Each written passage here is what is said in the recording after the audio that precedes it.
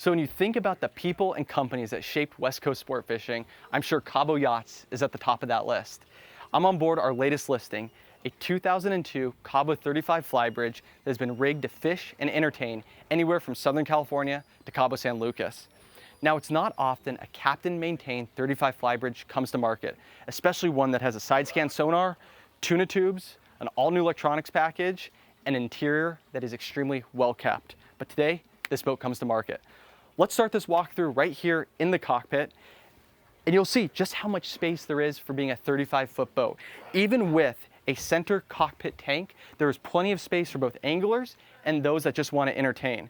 You do not sacrifice deck space to have a bait tank. You can have a bait tank here, there's a secondary bait tank built in the transom, and then of course your tuna tubes can drop in there if you want to go pull live baits around, say in Cabo. Going back to the deck, you'll find two in-deck fish boxes, so you do not need to crowd the deck with a kill bag. And then midship is your lazarette access that has all of your plumbing and manifolds for your bait system. As we move forward, underneath both these engine hatches, you'll find a pair of Caterpillar 3126s, and of course, the maintenance and cooling systems are all up to date on those. You can also access the engine room space through the salon floor.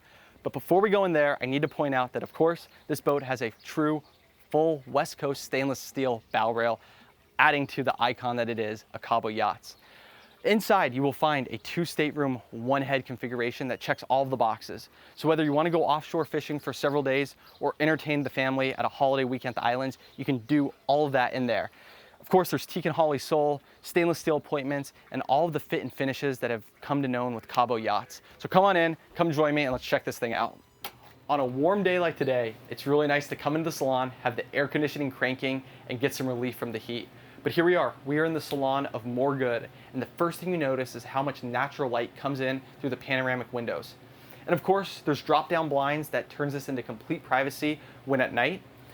And then as you look around, you'll see those teak and holly appointments that I mentioned earlier, the sole that runs all the way throughout the boat, the trim around the refrigeration system, all of the cabinetry, the dinette table, that is all teak and holly and is a nod to the craftsmanship that we've come to know with Cabo Yachts. And then as you look at the upholstery, you'll see just the condition that it's in. It's excellent. I like the fact that this is a darker upholstery. Oftentimes on Cabos, you'll get a more tan, lighter color, but with the dark, you do not have to worry so much about, say, getting fish blood or spilling something on it, ruining your upholstery. And again, this is in exquisite condition. Midship here in the salon floor is access to that mechanical space, your generator, at the front sides of those engines. But as we head downstairs, you'll be greeted with an over-under bunk room to port and a complete head to starboard. Now, it's important to note with the head, the shower is separate from the toilet, meaning this is not a wet head setup. Both are completely isolated, allowing for more space and more comfort. And then all the way forward, you'll find the master stateroom with an island berth. As you look around both the salon and the staterooms, you'll see all the cabinet space that this boat has to offer. Again, it's a nod to being designed for spending multiple days at the islands entertaining or multiple days offshore. There's places to put your belongings, to put your food, your drinks, etc. I think we need to head up to the Flybridge now. I want to show off the new electronics. And of course, we already talked about the stainless steel bow rail, but this boat has a stainless steel cradle as well. So if you have a dinghy you want to put on the bow, you can do so. Again, this boat is multifaceted and checks all the boxes. Let's go topside. In the bridge, the details continue, starting with the full Garmin electronics package, but the owner did not stop there. He also added a Furuno CH500 side scan sonar. That display is here, and then you can have your up and down right here so that both your sounders can be right next to each other for effective bottom fishing. But the details don't stop there. There are digital engine controls, digital throttles, and then suspension helm seats as well.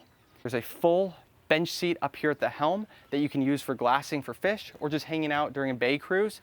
And then up on the bow, of course, is the stainless steel that I mentioned earlier, the full bow rail with the stainless steel cradle. If you didn't notice it earlier, this boat has a full Fusion JL audio sound system both up here and down below. The TV in the master stateroom has been upgraded, as has the salon television to flat screen style.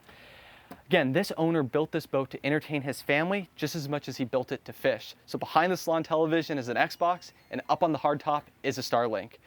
But you and your family could be on this boat very, very soon. My name is Zach Zorn. My phone number is 760-815-8866. I want to get you on board, and I want to show you all the opportunities that this 35 Flybridge can offer you and your family.